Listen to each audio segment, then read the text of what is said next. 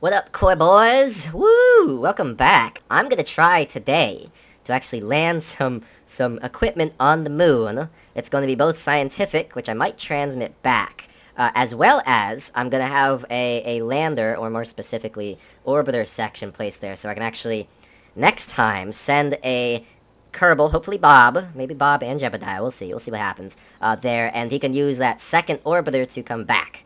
Sad Saturn Mark II, surprisingly effective, can orbit the moon, no problem. I don't think it has enough Delta V to come back, actually leave the moon, escape its gravitational, gravity well itself, gravitational sphere of influence, and come back to Kerbin and land. I'm not sure.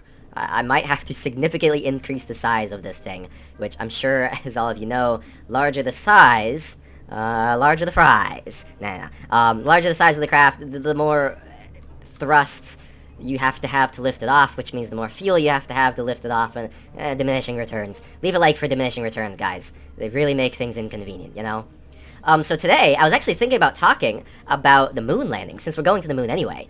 So let's start with the actual capsule. Obviously, it's capsule. I do not have any other... Technically, I do have a lander can, which... not great. It's not convenient to work with. And I don't... Well, I know how to, but I have never actually made a successful intercept while in orbit. Okay, something's already orbiting, for example, the moon, and I've never launched something off the moon and had it intercept that object where I could do crew transfer. I've never been able to do that before. I might figure it out in the future. I know MechJeb helps, but we'll see. We'll see what I can do with that. Cool, so, let me add this service bay module. We are going to... what should we do? I do, for the record, have the fairing system, so... I can make things significantly more aerodynamic. Not that what I just made is very aerodynamic, but it's better than, well, this. So that's always good, Okay, so let me see what I can do here. Let me drop the science modules in here. Let me actually check payload. Okay, let me do this second. Let me add Science Junior first. Delightful little junior. You know what? I might be able to make one to do it in one go. So, back to the subject at hand, right? So, the moon landing itself, there are a lot of people that think it was fake. I can definitely say I am not one of those people. I don't think it was fake. I think, logically speaking, it took more effort to... Let me rephrase that. It would take more effort to, for a lack of better words, fake the moon landing than it would be to just land on the moon, right? I mean, all the patents that we have, all of the actual equipment that we do have Saturn V rockets, and after the initial moon landing, we did other moon landings, right? Why would it make sense that the original moon landing itself was faked when the other ones actually happened? I don't know, it doesn't really make so much sense to me. And of course, there's things like, for example, saying that the flag, when it was planted, the video of the flag actually being planted on the moon, yeah, it looks like it's waving in the wind. Well, I mean, yes and no.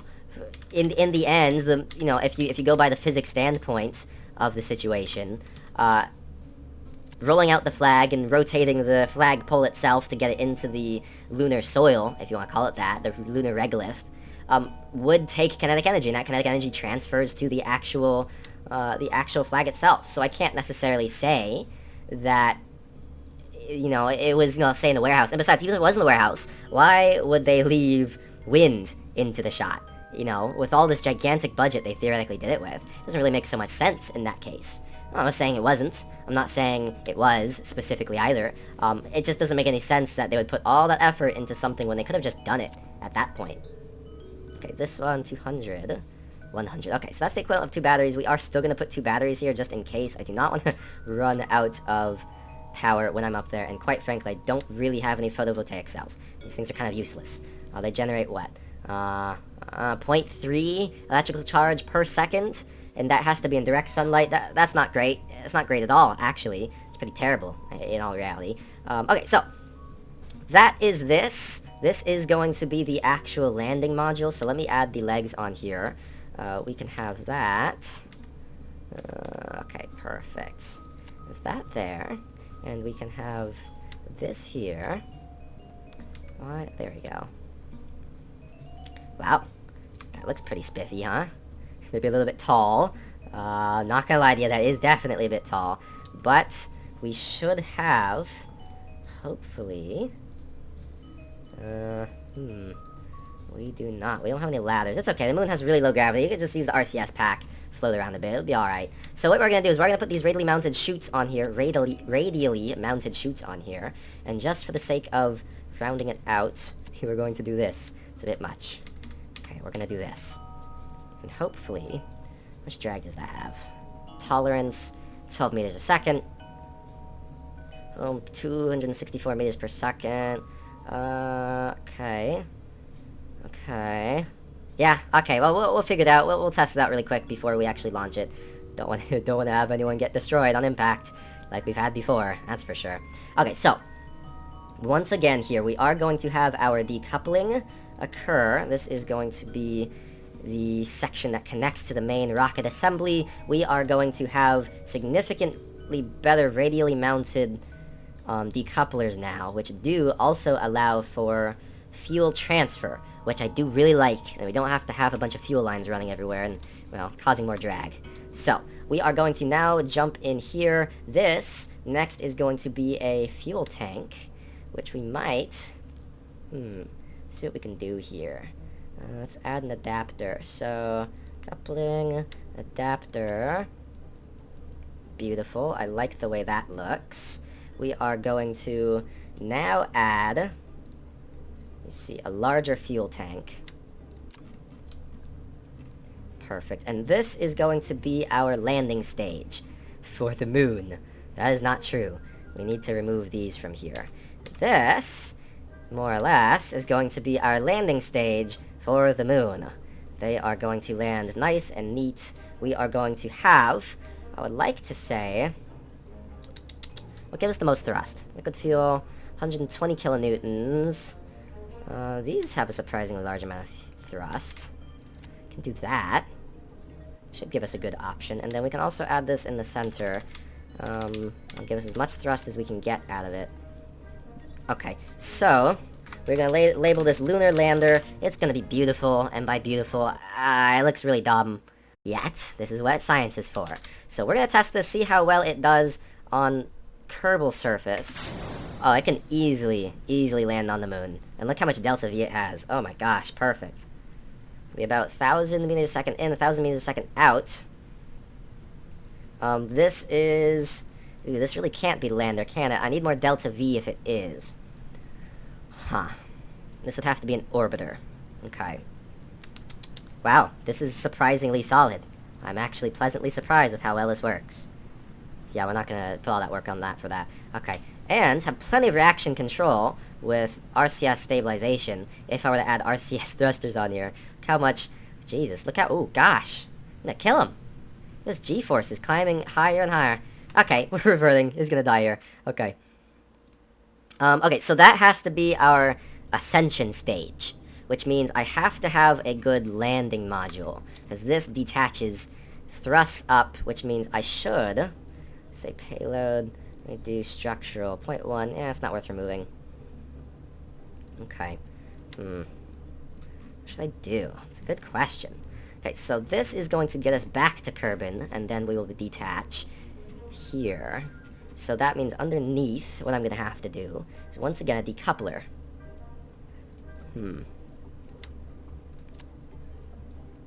Shroud. That looks weird. I don't like the way that looks. I still don't have any larger engines. Kind of inconvenient. Okay, that's fine. So, we'll decouple there. We are going to lift this up a little bit, give us some more space to work with. Decouple there. We are going to... Oh, yeah, I have a good solution for this. Okay. We are going to launch with a second large booster unit. We are going to have radially mounted... We might have to go with smaller tanks. Okay, so mass 18 tons, liquid fuel 1,440, oxidizer 1,760. What can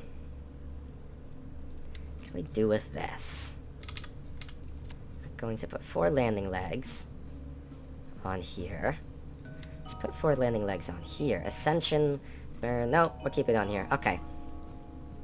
Okay, so we're gonna have to have this significantly less wide. The wider it is, the more unstable it's gonna be. We are most likely going to need, at this point, unfortunately, we are probably going to need to have some waste left behind on the moon, which I don't like the idea of, but we don't have much of a choice at this point. So, let's do this. We are going to put aerodynamic caps on these. Make sure they're aerodynamically stable in flight when we are in atmosphere leaving Kerbin. Also means we are going to need more fuel for Delta V, which we can add like so. Rotate these out. Okay, and then down here, in order to descend properly, we are going to need a good system for it. So, that means we are going to have to do a little bit of this. Flawless. Ooh, I like that. Looks nice. I like that design. Feels really good when you look at it, you know? Okay, so, back to the topic at hand. Quite frankly, faked moon landing, I sincerely doubt it, quite frankly. For the idea of it being fake, well, there's hundreds of thousands of man-hours put into creating the Saturn V rocket. There's hundreds of thousands of hours put into creating, for example, the F1 engine by itself. There's so much effort, time, and energy put into all of it. It would be significantly easier just to create the actual things themselves. It begs the question, for what purpose? And I get the idea behind faking the moon landing. Like, I get it. You know, you wanna beat Russia to the punch. And in one of the videos of the actual surface of the moon itself, well, quite frankly, you get to see one of the Russian orbiters. Now, it was not manned at the time, to my knowledge. There were no Russians in it. However, that doesn't change the fact that the Russians were that close to actually getting there. Whether or not they would have ever done it, I couldn't really tell you. I don't think there's any proof that they could have at the particular time. It was overrunning in costs, overrunning in time. People that they had to do it couldn't really do it. The technology wasn't quite there yet for them. And the F1 engine from the United States was really what allowed them to do it. Although, quite frankly, they had other options available to them. You know? But it was a difficult task, and no one would disagree with that, you know? But in the end, the United States got there first. And if we wanted to recreate the hardware that they used, we technically could. It wouldn't really be an issue. Not that at this point it would really make that much sense, quite frankly. It's not a logical thing. We have much better technology now. Again, it is what it is. Some of the arguments are just not really that logical when you put them into perspective. There's better options. Instead of faking it, just quite frankly do it. It gets difficult to fake something if you have to do it so accurately and hold up to so much scrutiny that it becomes almost impossible. You know, even the idea that that Kubrick was the actual one that produced and directed the film, this quote-unquote film of faking the moon landing and making it look real, quite frankly, again, just doesn't really hold up to scrutiny. There's no record of it, which, of course, can be erased, but it doesn't quite make all that much sense when you put it into perspective of just doing the work. Physics denotes that if on the surface of the moon, with a camera that does not have the ability to have the amounts of exposure required to see the stars above the moon while you're on the moon, well, you know, that's always the argument. Well, you can't see the stars while you're on the surface of the moon through the video and photos. Well, the cameras, just like your eyes during the day, can't see the stars around Earth. Well, you couldn't see those on the moon at the time because it was too bright. The reflectivity of the surface of the moon, it's almost like a mirror to sunlight. And that's why they had visors on the whole time, because it's so unbelievably bright that the cameras just couldn't pick up the stars around the moon, just like we see at nighttime. You know, seeing the black void of space, there's plenty there, but you can't necessarily see it all the time. So, I don't know, there's odd things about it, you know. It gets difficult to explain everything at times because there's so much detail and nuance in the way the physics works behind everything. You really have to do research into it. And quite frankly, you know, I know people don't have faith in the government, and quite frankly, I don't necessarily have that much faith in the government either. It's not particularly effective at a lot of things. But I can definitely believe that they landed on the moon at the time. It's pretty logical. Okay, so we do have the bottom stage, and what I'm going to do is I'm actually going to copy that stage, and I'm going to have it almost like the SpaceX design, where the actual boosters separate, and it's going to be like a three booster design. So I'm going to do is this. Remove that. There we go. Awesome. I'm going to put radial struts, radial decouplers. Put these on here. Okay. I'm going to drop these on here. Oops. Drop those. Perfect. And we are going to do this. Perfect. I like that. I like that. I like that. Okay, so we're going to offset this quite a bit. Have it go all the way back up. Zoom out a little bit. Oops. Okay, now we're going to detach these. Now I might make things a little bit more logical. I might rotate this a little bit so it doesn't look so odd, because obviously that's not what I want. Okay. A little bit difficult. Okay, so let me do... Yeah, that'll probably work. We can... Oh gosh, that looks so terrible. Okay, so I'm gonna put a lot of struts on here because this does actually have to hold up. And quite frankly, it looks pretty ridiculous floating out there like that. I don't quite have the parts that work in the way it should, so we are going to do this and just literally the equivalent of glue it on there. It will hold up, no problem, I believe, hopefully. Should be no issue. I like that. That looks good. And we do have large-scale nose cones, so those will also be on here. Now, when these detach, I am probably going to have an issue with them coming back and impacting the other engines. And as you can see, they are kind of clipped into each other here. Clearly. So what I might actually end up having to do, and what I'm going to do now, hopefully make this a little bit easier for myself, I am going to add the fuel transfer nodes really quick. So these will keep the fuel from the outside boosters flowing back in towards the fuel tanks on the inside boosters, which will make sure and double check the concept that we are not using the fuel in here, we're using the fuel out here first. Again, asparagus staging. Drop fuel, drop tanks radially, and you move in towards the center. As long as there's still enough thrust, you will be more than okay. Now with that being said, we are going to have to make a way for this to actually land on the moon without destroying its own engines, and I'm not entirely sure I'm going to do that yet. I might have to add a couple more struts on just to give us a landing point, a mounting point for the struts. Now that being said, okay, so this doesn't have enough direct thrust, outward radial thrust, to detach these engines and keep them from coming back and impacting the rocket. So what I might have to do is give up a little bit of aerodynamics and give myself a... okay. Yeah, it's just gonna have to be a passive module that removes... Oops. No, there we go. That forcibly pushes the booster away, out and away from the actual... That's huge. Okay, let's try a different one. Big... That's better, okay. Out and away... Oops. From the actual booster, the main core stage itself. So we're going to rotate this, and as it is flying through the air is going to pass through across the top of it and be bounced off, and the actual booster is going to get pushed out towards the left over here, the top of it. I'm going to try to do the same thing for the bottom. I'm going to mount these actually radially this direction, so there's no inline... Oops, there we go.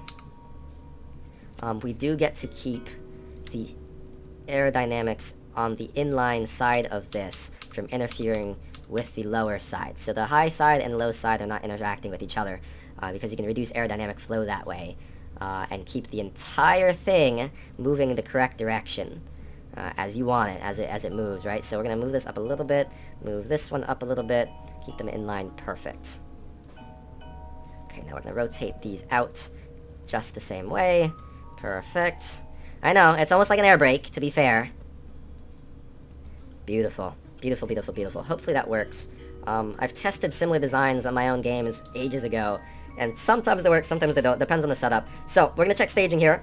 So we do have the main engines. Everything is going to burn at the same time. This decouples, and then this stage is going to have to decouple when I do get into orbit, or actually, quite frankly, towards the moon. These are going to ignite here when that decoupling happens. Then these, at the time of need, will once again decouple. At that point, the stage will be spent. This will decouple on the moon's surface. These engines will ignite, and I will get into orbit. I will come back to Kerbin, and then I will land with the parachutes, and I will bring all this delightful, delicious science back with me. Now, I'm going to make sure it is not Jebediah, it is Bob Kerman, the scientist, so he can reset these experiments as needed. And then on the way, these will catch us. We will re-enter. It will be no issue, preferably. And theoretically, this is a functional rocket. Now, with that being said, I am going to add some more aerodynamic surfaces. This will not work unless I have a way to control it. And right now, I do not have a way to control it. So, yeah, we're gonna have to manually add these on here. Kind of inconvenient, more or less. Yeah, that's good. Gosh. Okay. There we go. There we go. Again, more or less, doesn't have to be exact. There's a science to it, but we're not gonna worry about that so much. There we go. Nope. Beautiful. I like that. Back out. Beautiful. Okay. And then on the main stage, we are going to leave it the way it is. The outer stages, once they drop off, I should have enough control. Now, what I am going to do, something I will need to do for this, is I am going to need RCS to manage this entire system. So the RCS modules I am going to have on this lower section of the stage here. We are going to have 4 of them. That is going to give us RCS control up top. I am going to add the RCS thrusters. We are going to have them on radially mounted here. Both there and... Okay, beautiful. Beautiful, beautiful. Have them here, and we are going to have them... I don't like that. Looks ugly, but we'll keep it. No, we won't. That looks stupid. Okay, we're gonna do this instead. Okay, we're gonna do that. Nope. Put that back. We're going to do this. I want it to be somewhat symmetric. I like that much better. Okay, so we're gonna have those there. We are also going to have them on the booster section here. In atmosphere, the winglets are going to do most of the work. In space, once we get out of atmosphere, these RCS thrusters are going to do most of the work, make things a lot easier for us. But we are also going to have to put some more of these in here as well. Add once again. It's going to do 4. It should be enough for the most part. There we go. Okay. I think that is technically everything. It's quite the hefty rocket, to say the least. No, one more thing. We do need to add a couple struts here. Let me see what we can do. Add these landing legs. Okay, so. Go. We're going to... Oh boy. I don't like that. Okay. How are we gonna do... I know how we're gonna do this. There we go. Do a little science. Again, ciencias. There we go. Pop that out. Pop that out. I know, it's kind of cheating. They're somewhat clipped together. I don't like doing that either, but it is what it is. There's only so much I can do about it.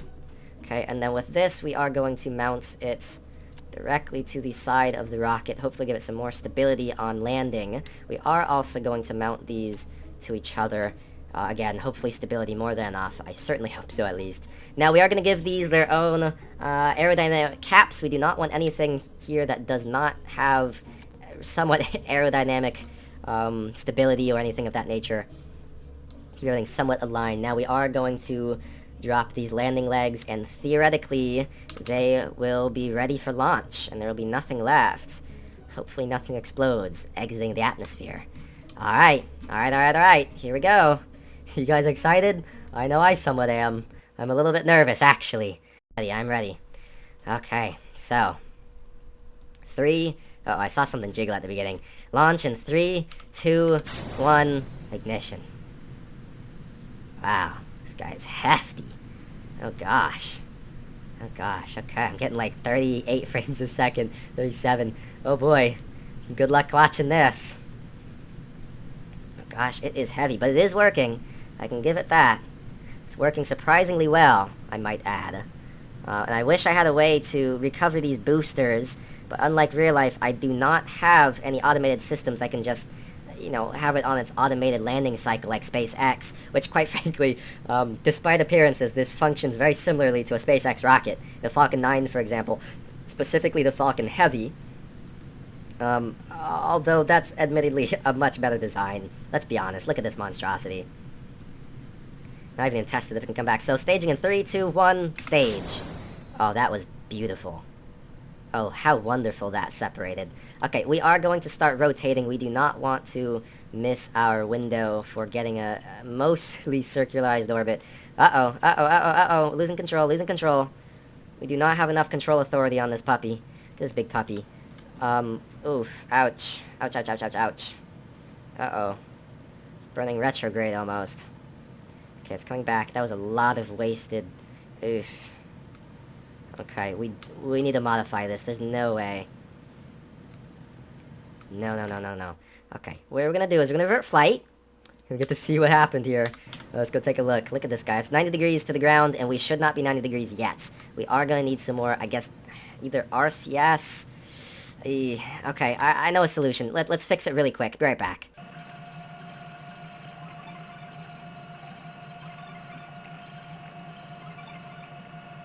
Okay, we're back. We did modify staging a little bit. We did add so that when we do stage leaving the lunar surface, not only do we separate, but we do ignite the boosters at the same time. We don't want any weird stuff happening with that. As well as we did add 4 more RCS thrusters, actually right above the original RCS tanks we added, just to get a little bit more command authority. And we did add aerodynamic surfaces since we were still somewhat in atmosphere when we lost control the original time. So, in 3, 2, 1, launch. Look at that puppy go. I can't even imagine how loud that would be. It would be absolutely incredible to hear. Yeah, actually, you would probably die if you're at the vehicle assembly building just from how loud this is. Oh my gosh. Wow, look at Bob having a blast down here. A blast off, get it? Hey, that's me, that's the boy. Next video, we're actually gonna land on the moon. I did test it out a little bit. We will get a lot of fails on this channel, guys. Trust me with that one. And they're gonna be very interesting every time.